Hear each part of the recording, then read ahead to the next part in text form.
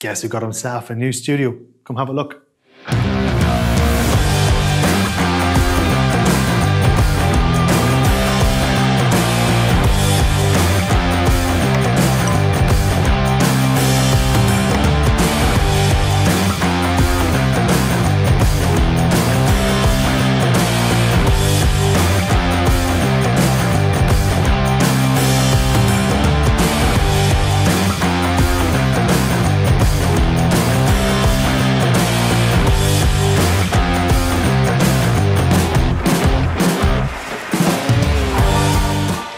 I think like every photographer, you want your own studio space. I've been putting it off and dreading it and stressing about it, but finally put it together, finally found a spot.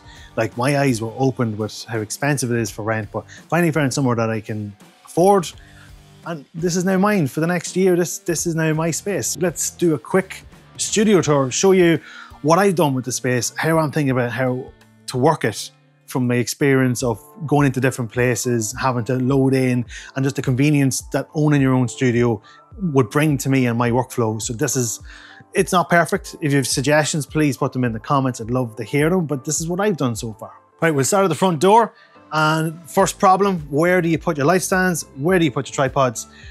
Where I put them is a Yisk platter box. It's very difficult to find something that's going to suit to put these in, not have them lying everywhere. I can easily get to these. There is a knack I found to put them back in again, but it's tidy, it's nice. Gone with an IKEA bookshelf, and I have, you know, different things in here. We've got adapters, just S-mount adapters for my 8200s. I've got my 7-inch reflectors. You've got an abundance of grids to add on to these as well. So the motivation for putting everything like this here is these are the immediate accessories and modifiers that I need for a shoot, for anything. All my needs are all in one corner. Soft boxes, light stands, tripods, we've got reflectors, we've got grids. I even have the color checker. It's all at hand, it's all very easy, and it's all in one place. I don't have to go to drawers for one thing, presses for another thing. It's all right here. If you're enjoying the video, maybe give it a like and subscribe to the channel. It really helps me out. As you can see, I haven't really decided what to do when it comes to coat hangers. So today I have my hoodie on and I just put it on the back of this chair, but really and truly, it should be put somewhere else. So we've got this nice chair, light and all the rest, for a dressing table for makeup and hair. That's that sorted. Then on over here, we've got the nice full-length mirror. Didn't think I'd needed this, but like I'm telling you, when you have a subject and they need to see, you know, I had a headshot shoot the other day and I was just like, I just need you just, you know, and I'm trying to describe what part of the hair needs to be maybe dabbed or controlled. They look here and they go, oh, hold on, yeah, cool. And then you see in the corner here, I have this big case, this big massive case. So what this case is for, it holds the framework for this backdrop. This is a sensational backdrop system I'm after getting. It is full cloth, and I'll show you right now. This is literally just cloth, and it just pops in. And there you go. And it's gone. It's down like that. And you can switch it really easily, and you'll see right here how I went from shooting on a white background with a model within the shoot, switching to a black, and it's really easy. You can use it over and over again. As you can see, this is a massive backdrop. This is 3 meters wide, and it can fluctuate between the length to the front or the height, depending on how you set up the frame system. Because of the height that I don't have as much space to the top. Now, I can't remember what it is in meters. It's about 7.9 feet. The ceiling does actually extend higher towards the front door, up to 9.5 foot, but because of the situation and the position of the door and the window, it made sense to keep this back here. So instead of having even Stevens, the distance of 2.5 meters to the front versus 2.5 meters to the height, I had to forego the height, and I have extra space here, and you can see I can come right to the front here. 3 meters wide, there's loads of space. I can bring lights in, and even if I want to keep it natural light, I have a massive window, of a 3 meter wide window here as well. It does cause some issues for video, obviously, because you're subject to daylight, but I can just simply, want to follow me here, I can just simply pull these blackout blinds, blackout curtains even, And there we have some control of the light. It's not ideal. You can see that the window is slanted, but it does control the light considerably enough.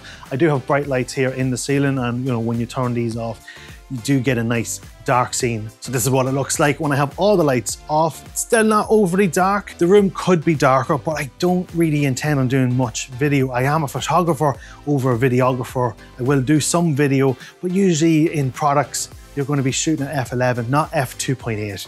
So in those, I can control the light more. Now let's see what's in the corner over here. Little bit of a mess, I will admit. So in the corner is my travel bags. This is the bottom one, carries my light stands. The middle one carries my lights. And then we've got a GVM tube light, GVM 300 light. You will have seen that in my most recent review. And then we have this yoke.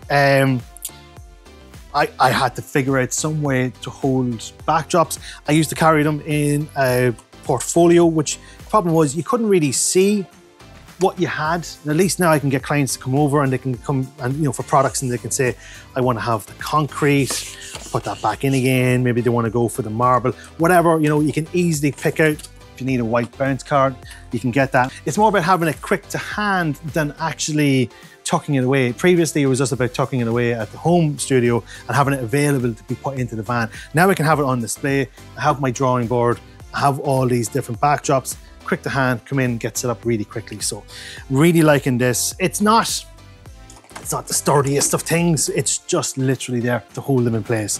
And it's €7. So what more can I say?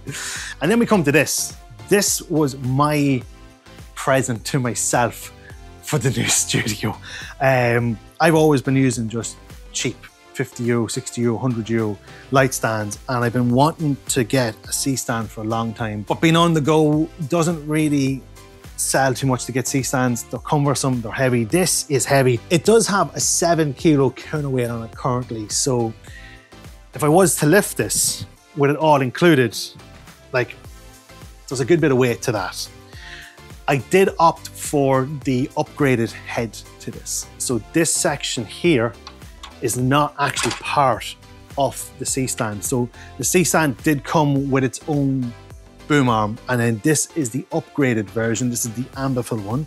And you can see here, if I bring it up closer to you, you can see the riveting that's on it, which means that it's not going to sag as easy when you put heavy weights on it. It gives extra reach because the arms are phenomenally long. And you can see here, I'm 5'8", and the minimum height for this light is closing in on 6 foot, which, you know, gives me so much room, so much spec. I don't have to actually try and get the lights to a higher height. They're already kind of there already. So yeah, I've been using this quite a bit lately and absolutely loving it. Obviously with the casters, I can lock them easy enough. So that's really nice too. So now we have the big yoke. This was so heavy to lift. Me and my brother struggled up the stairs. That's a completely different story, but this is solving different things. You know, obviously the storage for here is absolutely amazing, but it needs to be somewhere that I can have clients and even myself sit down. You know, you've got somewhere to sit, be out of the way. I'm shooting over here, you can have a laptop or whatever. So they could be looking at the laptop, I'll be tethered in and they'll be signing off as I'm doing the shoot. Depends, I could be doing portraits over there, I could be doing products over there.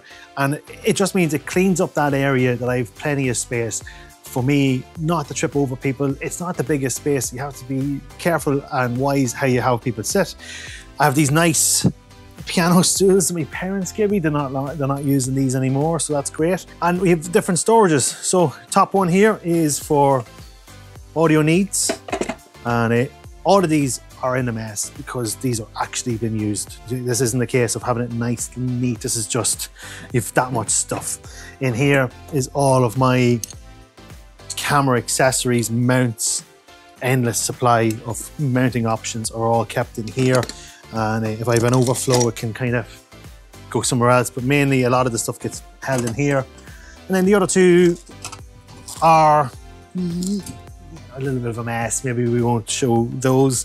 Up the top then, again, loads of different things, from screwdrivers to hammers to, you know, spigots. So this is a whole range of things. I actually probably use this drawer the most of them all. And then if you come in here then, in here we have all your different selections of A-clamps, even one of these, which is a gooseneck with a clamp on it. These are a pain to get into the drawer, so I will be changing this probably to one of the bigger ones, just because this does cause a little bit of aggro getting it back in. Oh, I got it in one. I got it in one. Yes, we won't try that again. It was surprising that the lift in here doesn't work. So to be told that I had to lift this in was, you know, it was a challenge. Got the brother in, but necessity. I had thought about actually pulling this across here and actually having it this way and having it as a seating area. And then I did my first shoot, product shoot, and we had so many lights and all that there for how big the product was. It made more sense to have it up against the wall, and I've kept it this way.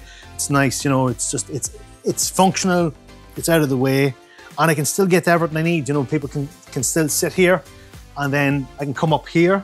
So I have all my video lights, some of my extra mono lights are up here, different mounting options, some new ones that I haven't actually got using yet, some old ones as well. These super clamps I've been really looking forward to using. So a couple of super clamps, and then I don't know what you'd call this. This is a tabletop vise, and my granny used to use one for art, and I've taken on the idea for holding scrims, reflectors, and all that. There works really good. You never hear someone talking about this. I don't know if anyone else uses this. Really good hack if you've never heard of it, and they cost like about €20. Very, very cheap. Different things in this one. I've got, you know, the controllers for my strobe lights. You can see I've got different leads, so finding charging leads and the like is a bit of a pain. So I keep kind of the more important stuff, everything charging related in here. Batteries and all are kept in there. And the next one, filters. I've got quite a few selections of filters to be reviewed right now. So I've got Freewell and I've got Case. So I have them, so they're just in there at the minute just because I've nowhere else really to put them, so I'll figure that out later. Still figuring out what to do here. Again, I'm literally here less than a month. Small rig stuff is in here. Not too sure, that box was just put out of the way. Nostalgia corner. My laptop normally sits in here too, so I have the tablet, and then, oh, it's a call from 2001. That's stealing Dan's joke now, but yeah, I do want to do some retro product photography, so I'm going to put those kind of gimmicky, kind of, you know, personal portfolio stuff in here just to kind of keep them on top. Yeah, haven't really, like, I needed loads of storage. I have loads of storage, I just haven't got everywhere with everything yet. Glycerin for, you know, for taking an agent for when you're doing some splash photography, or, you know, even some spray bottles on the droplets on bottles. Then you've got endless amounts of different adhesive apparatus or whatever like that there. We've got your fake ice. So this is mainly for props for product photography. That's what that's going to be in here. Down further, again, more props. So these are more for backdrops. I've got stainless steel, I've got some silk, I've got a leather thing. So I'm building up as much as I can storage for props to better my workflow. Gels, backdrops again, loads more stuff. And then I think in here is the next one. Charging cables, an absolute mess. We'll get it sorted, but charging cables. So that is the studio in itself. I have been stressing about this, been excited for it, not sure what way it was going to work, and I think I have it working quite well.